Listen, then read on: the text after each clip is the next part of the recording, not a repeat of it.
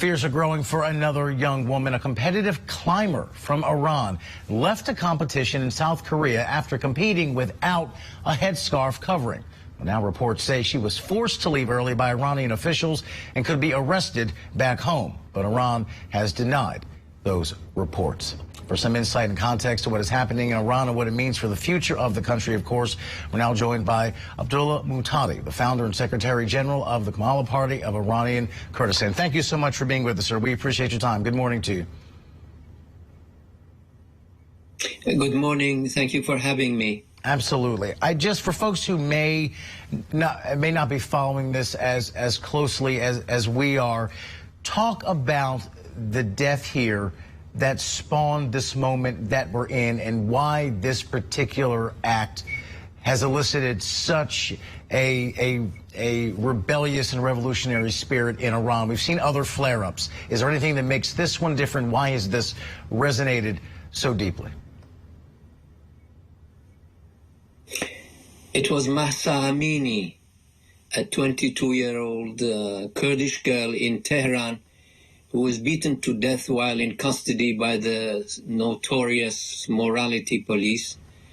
And this sparked a protest in her hometown of Sakis. And then we have a cooperation center of Iranian Kurdish political parties.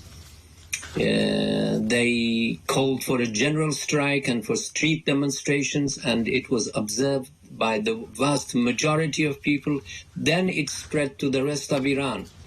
The reason is because the society was boiling with anger and resentment in recent years because of economic failure, mismanagement, widespread corruption, total lack of freedoms, discrimination against women, including forced hijab, discrimination against ethnic and religious minorities, and all that.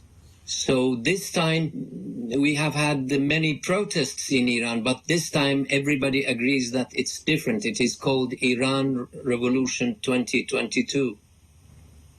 And where does it go from here? Is this just a flare-up, or do you think anything substantive and enduring will emerge out of this, especially in the light of how hard the Iranian government is cracking down on the Kurds and these protesters over these last several weeks? I think it will continue one way or another, because the people are now, there is a feeling among the people that they should continue. Many people call it a revolution, not a protest movement, and think that this time this is the beginning of the end for the rule of Ayatollahs in Iran. Let me switch gears on you before we let you go. The reporting this week, even though Iran is denying this, suggests that they are providing those kamikaze drones to Russia as we watch the situation in Ukraine deteriorate violently once again. Again, for folks who may not follow the ins and outs of international politics, explain right now the Iranian-Russia relationship, what it could mean for this war, and how it really is an alliance based on hostility to the West. The alliance between Iran and Russia is nothing new. What is new is that they have upgraded it to a military level. The reason behind this is because both countries hate the United States, they hate the West, they hate the existing international order and want to destroy it. And both countries are in a more hostile mood against the world. So the drones and the missiles, sending them to the Russians to kill Ukrainian people, means that the Iranian regime is seriously involved in the Russia's aggression against Ukraine, and it can only result in more international isolation, possibly more sanctions.